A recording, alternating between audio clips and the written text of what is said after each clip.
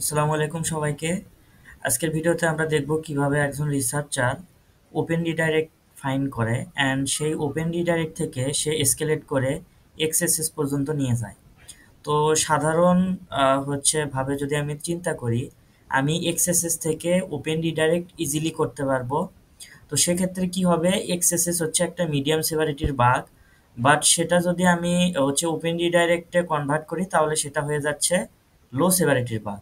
কিন্তু আমি যদি ওপেন রিডাইরেক্ট থেকে এক্সএসএস এ এসকেলেট করি তাহলে এখানে বিষয়টা কি হচ্ছে, তাহলে এক্সএসএস হচ্ছে সরি ওপেন রিডাইরেক্ট হচ্ছে একটা লো সেভারিটির বাগ, বাট ওপেন রিডাইরেক্ট থেকে আমি যখন এক্সএসএস করতেছি তখন সেটা হচ্ছে মিডিয়াম সেভারিটির বাগ। এবং এক্সএসএস থেকে পরবর্তীতে আমরা account take over crafted payload ব্যবহার করে অ্যাকাউন্ট টেক ওভার যখন করব তখন সেটা হাই সেভারিটি এবং ক্রিটিক্যাল সেভারিটির বাগ হয়ে যায়। তো আজকে আমি সেটাই দেখব কিভাবে আসলে একজন রিসার্চার ওপেন রিডাইরেক্ট থেকে এক্সএসএস ফাইন্ড করছে। তো আহ, এই রিসার্চার তো লিঙ্কডইনে তার মেথড শেয়ার করছে, আসলে সে কোন পেলোড ব্যবহার করে ওপেন রিডাইরেক্ট থেকে এক্সএসএস ফাইন্ড করছে। তো আমি জাস্ট সিম্পলি আপনাদের নোটপ্যাডে বোঝাই দেই। তো এই হচ্ছে সেই ব্যাপার। তো এখানে আমি লিখছি ওপেন রিডাইরেক্ট টু এক্সএসএস, অর্থাৎ আমরা লো সেভারিটির একটা বাগ থেকে মিডিয়াম সেভারিটির একটা বাগে কনভার্ট করতেছি কিভাবে। তো এখানে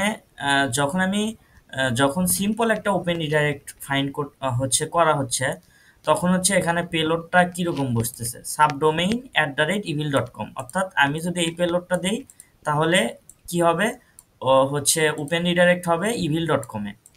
বাট এখানে রিসার্চার কি করছে, এইটা থেকে সে এক্সএসএস ফাইন্ড করছে কিভাবে, জাস্ট এতটুকু ঠিক আছে।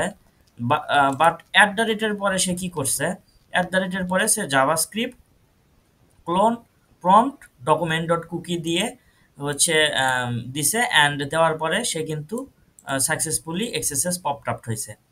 তো যার কারণে সে কিন্তু একটা লো সেভারিটির বাক্যে অর্থাৎ একটা P4 বাক্যে সে মিডিয়াম সেভারিটির একটা বাগে অর্থাৎ P3 বাগে কনভার্ট করতে পারছে।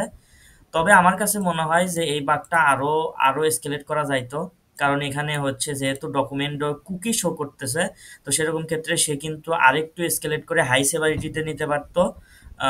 আপনার ক্রাফটেড পেলোডটা ব্যবহার করে, যে অ্যাকাউন্ট টেক ওভারের পেলোডটা ব্যবহার করে কিন্তু সে নিতে পারতো একটা থার্ড পার্টি সার্ভার ইউজ করে। যাই হোক, কথা সেটা না।